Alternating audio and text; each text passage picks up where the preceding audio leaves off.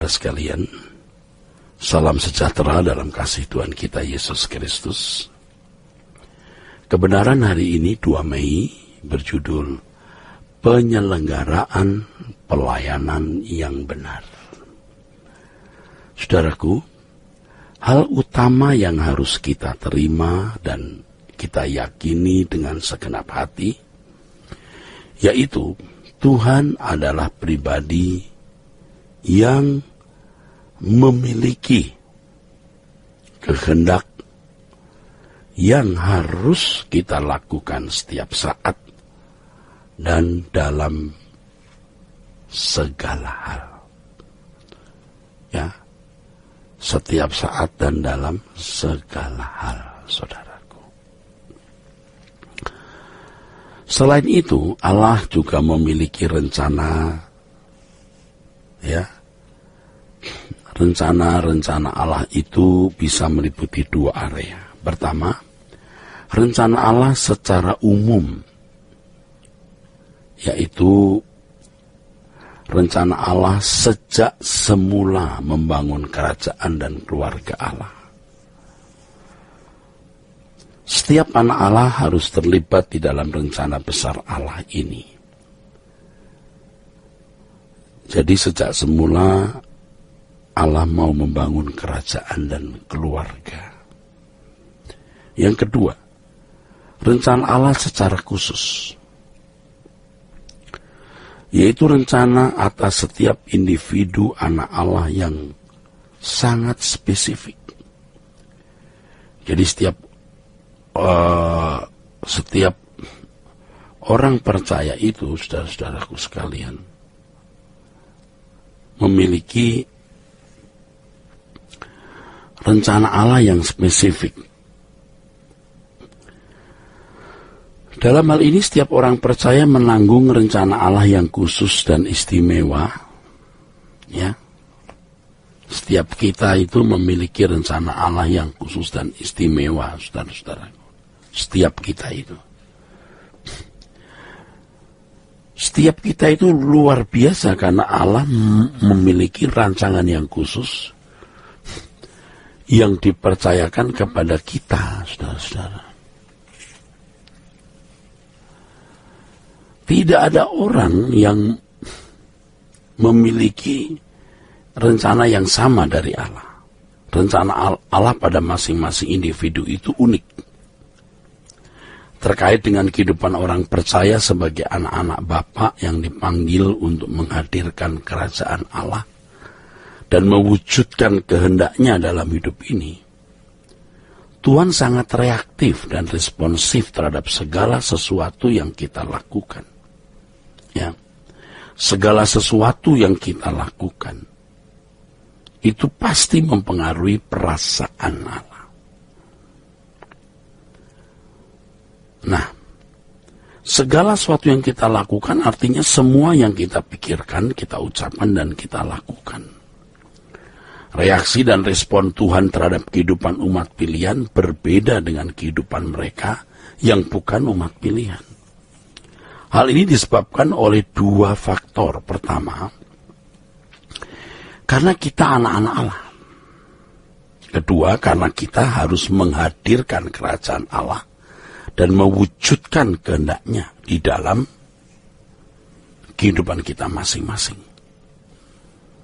Jadi, saudaraku sekalian, segala sesuatu yang kita lakukan, artinya semua yang kita pikirkan, kita ucapkan, kita lakukan, itu akan membangkitkan reaksi Tuhan. Reaksi dan respon Tuhan terhadap kehidupan umat pilihan itu berbeda dengan kehidupan mereka yang bukan umat pilihan. Hal ini disebabkan 2 hal. Pertama, karena kita anak-anak Allah. Kedua, karena kita harus menghadirkan kerajaan Allah dan mewujudkan kehendaknya. Di dalam kehendaknya, kehendak Allah maksudnya, juga terdapat rencana-rencana Allah yang harus kita lakukan. Dalam hal ini kehidupan orang percaya benar-benar istimewa. Hal ini tidaklah diatur oleh hukum-hukum yang tertulis seperti agama pada umumnya, tetapi diatur oleh kehendak Allah melalui Roh Kudus. Memperlakukan Allah sebagai pribadi yang hidup dan berperasaan Sekilas kelihatannya sederhana, tetapi sebenarnya sangat kompleks, rumit. Sebab orang percaya tidak boleh memiliki area atau wilayah sendiri. Semua wilayah adalah wilayah di mana umat pilihan harus berurusan dengan Allah, saudaraku.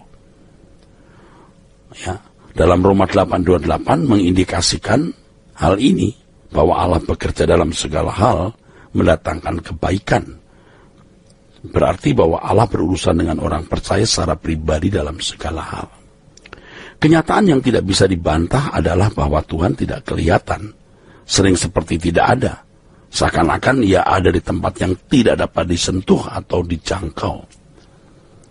Mengapa banyak orang tidak menangkap reaksi dan respon Tuhan atas segala sesuatu yang kita lakukan? Sebab mereka tidak memiliki kepekaan untuk menangkapnya.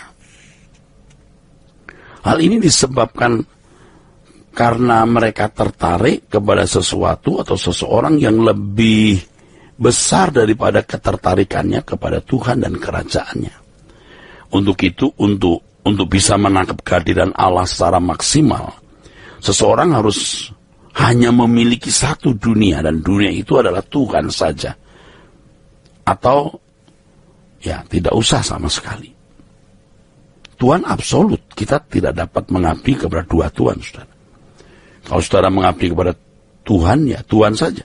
Ketertarikan kita Tuhan saja. Tidak yang lain. Sesungguhnya mengaku bahwa Tuhan itu ada dan hidup serta memperlakukan dia sebagai pribadi yang hidup, yang berperasaan, reaktif dan responsif, bukan sesuatu yang mudah. Pada kenyataannya banyak orang yang tidak memperlakukan Tuhan secara benar. Banyak orang menggerakkan hidupnya dari apa yang dipikirkan, diucapkan dan dilakukan, seakan-akan Tuhan tidak ada. Suka-suka sendirilah. Hal ini disebabkan seseorang tidak mengerti maksud firman Tuhan bahwa kita sebagai orang percaya harus mendahulukan kerajaan Allah, harus mendahulukan kebenarannya.